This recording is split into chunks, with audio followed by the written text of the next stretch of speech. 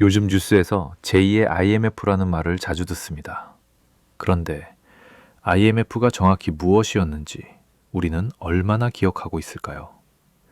1997년 11월 21일 금요일 오후 3시 청와대 영빈관에는 숨막히는 침묵이 흘렀습니다. 국제통화기금 긴급구제금융 신청서 이 서류에 서명하는 순간 대한민국은 국가 부도 직전이라는 사실을 전 세계에 공표하게 됩니다. 월간 대한민국, 오늘은 1997년 11월 대한민국이 겪은 가장 치욕스러운 순간이자 동시에 가장 위대한 반전의 시작점을 되돌아봅니다. 하지만 이 위기는 한국에서 갑자기 생긴 사건이 아니었습니다. 1997년 7월 2일 태국 방콕에서 시작되었습니다. 태국 정부가 자국 통화 바투아 방어를 포기했습니다. 순식간에 바투아 가치가 절반으로 떨어졌습니다. 외국 투자자들이 공포에 빠졌습니다. 동남아시아가 위험하다. 자본이 빠져나가기 시작했습니다. 8월 인도네시아, 10월 말레이시아와 필리핀. 이 나라들의 공통점이 있었습니다. 외국 자본의 과도하게 의존, 단기로 빌린 돈이 너무 많음, 그리고 갚을 능력이 부족. 11월, 그 쓰나미는 마침내 한반도에 도달했습니다. 사실 한국에는 외부 충격 이전에 내부의 문제가 있었습니다. 1997년 1월 23일, 한보그룹이 5조 원의 부채를 남기고 쓰러졌습니다. 3월, 산미그룹, 4월, 진로그룹, 7월, 기아그룹. 재벌들이 줄줄이 무너졌습니다. 당시 대통령은 김영삼이었습니다. 금융실명제를 도입하며 개혁을 시도했지만 금융 시스템의 근본적인 개혁은 완성되지 못했습니다. 그리고 더 큰 문제가 있었습니다. 단기 외채. 한국 기업들과 은행들이 외국에서 단기로 빌린 돈. 1997년 초 단기 외채는 1,000억 달러. 그런데 한국은행이 보유한 외환은 고작 300억 달러 남짓. 빚을 갚을 돈이 없었던 겁니다. 대기업들이 쓰러지자 은행들도 위험해졌습니다. 은행이 위험해지자 외국 투자자들이 돈을 회수하기 시작했습니다. 10월, 외국 금융기관들이 한국의 대출을 거부하기 시작했습니다. 11월 초, 외환 보유고가 100억 달러 밑으로 떨어졌습니다. 나라가 일주일도 버티지 못할 수 있다는 의미였습니다. 11월 중순, 강경식 경제부총리는 비밀리에 워싱턴으로 날아갔습니다. IMF 총재 미셸 캉드시를 만나기 위해서였습니다. 한국이 정말 위험합니까? 지금 당장 구제금융을 신청하지 않으면 한 달 안에 국가부도입니다. 캉드시의 대답은 냉정했습니다. 11월 19일 수요일, 한국 정부는 더 이상 숨길 수 없었습니다. 긴급 경제장관회의. 회의는 밤 11시까지 이어졌습니다. IMF에 가면 우리 경제주권을 빼앗깁니다. 지금 자존심 챙길 때가 아닙니다. 내일 당장 기업들이 줄줄이 쓰러집니다. 11월 21일 금요일, 마침내 결정의 순간이 왔습니다. 김영삼 대통령 앞에 IMF 구제금융 신청서가 놓였습니다. 이게 정말 유일한 방법입니까? 오후 4시, 서명이 끝났습니다. 대한민국은 국제통화기금에 긴급 구제금융을 공식 요청했습니다. 금액은 550억 달러. 당시 IMF 역사상 최대 규모였습니다. 다음 날 아침, 신문 일면을 본 국민들은 경악했습니다.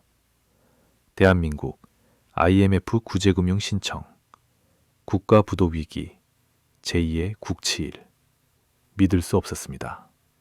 한국전쟁 이후 최고의 경제 성장을 이뤘다던 나라, 불과 9년 전 올림픽을 개최했던 나라, 그 나라가 파산 직전이라니.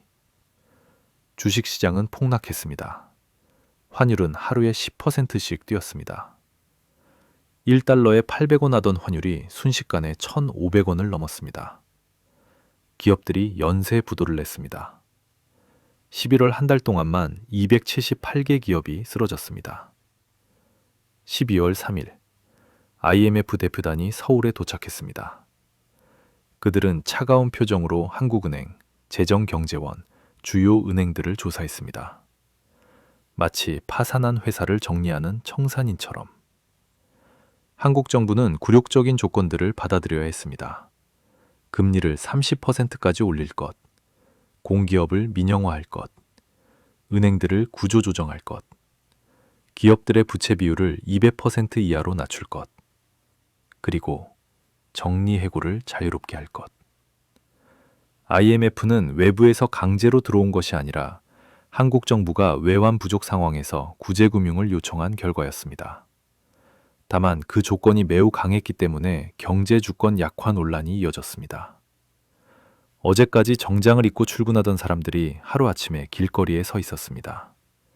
구조조정, 명예퇴직, 정리해고, 평생 직장이라는 개념이 사라지는 순간이었습니다.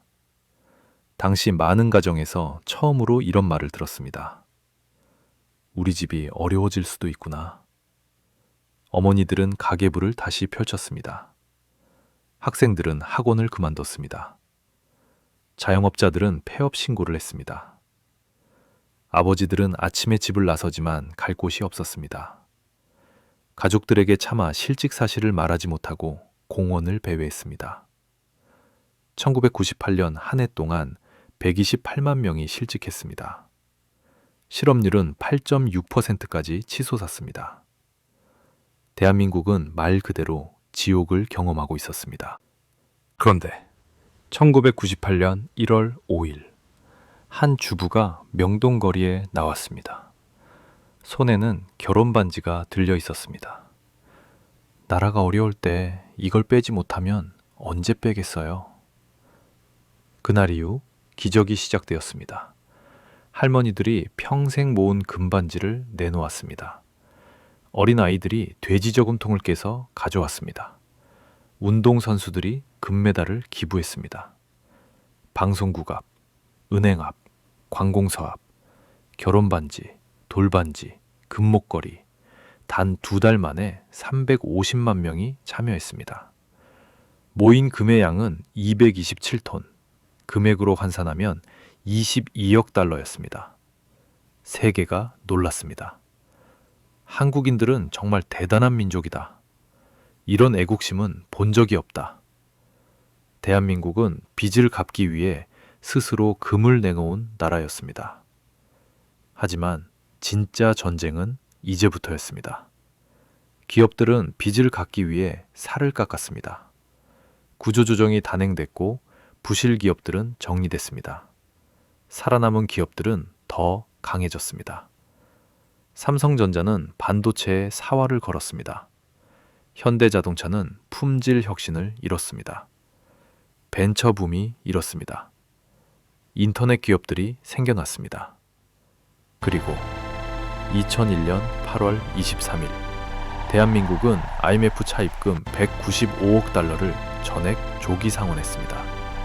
당초 상환 기한보다 3년이나 앞당긴 것이었습니다. IMF 총재는 말했습니다. 한국의 회복은 기적이다. 1997년 11월 대한민국은 나락으로 떨어졌습니다. 하지만 그 나락에서 대한민국은 다시 일어섰습니다. 금을 내놓았던 그 주부들, 택시를 몰았던 그 아버지들, 학원을 그만뒀던 그 학생들, 그들이 대한민국을 살렸습니다. 지금 상황이 그때와 같다고 단정할 수는 없습니다. 하지만 우리는 이미 한 번 위기를 겪고 이겨낸 기억을 가지고 있습니다. 기억은 사라지지만 기록은 남습니다. 월간 대한민국 1997년 11월의 기록이었습니다. 다음 달도 함께 해주십시오.